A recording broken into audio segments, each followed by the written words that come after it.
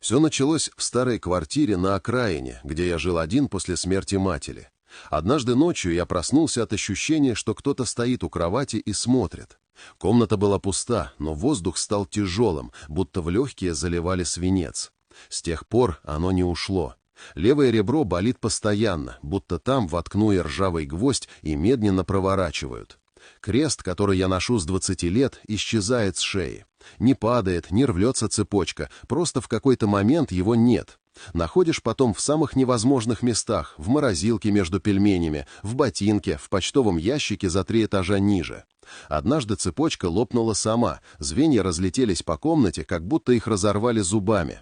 Крест нашли через неделю, он был расколот пополам, и на изломе металл почернел, будто обуглился изнутри. Когда еду в храм, голова раскалывается так, что, кажется, череп сейчас треснет по швам. Таблетки не помогают, никакие.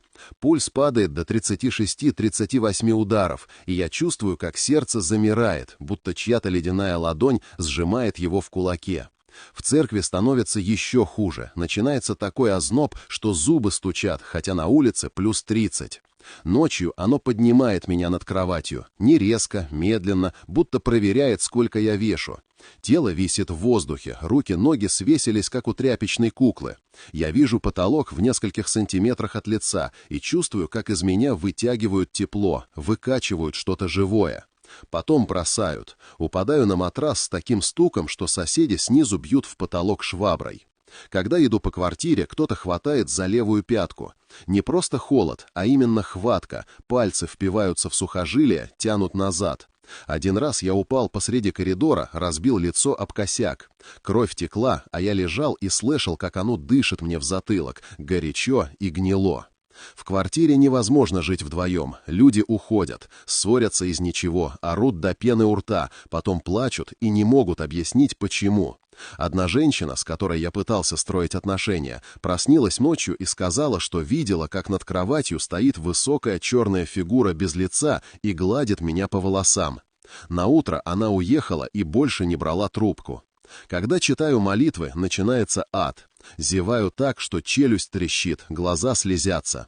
Оно стучит в стены, визжит тонким детским голосом, мяукает под дверью, скребется когтями. Иногда во время «Отче наш» в комнате внезапно воняет серой и гниющим мясом.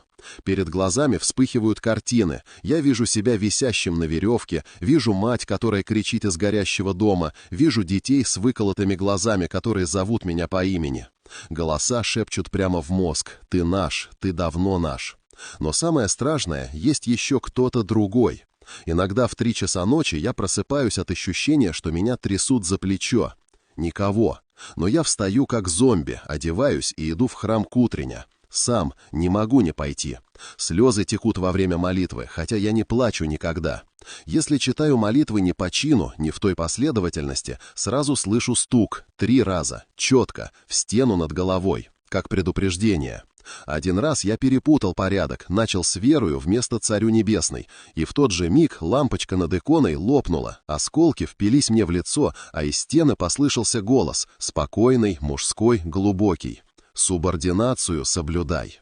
Я не знаю, кто это, ангел-хранитель или тот же самый, просто играет в доброго и злого следователя.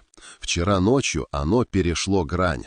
Я проснулся от того, что не могу дышать. Что-то сидело у меня на груди, тяжелое, влажное, с длинными волосами, которые лезли мне в рот и нос.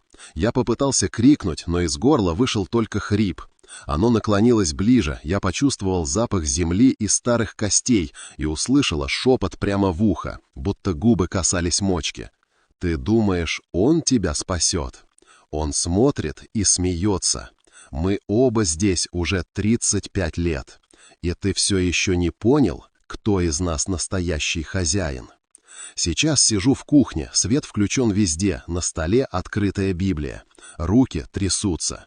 На странице Евангелия от Марка кто-то провел ногтем глубокую борозду через весь текст, прямо по словам: «И изойдут совершившие добро в воскресение жизни, а сделавшие зло в воскресение осуждения». Борозда еще теплая.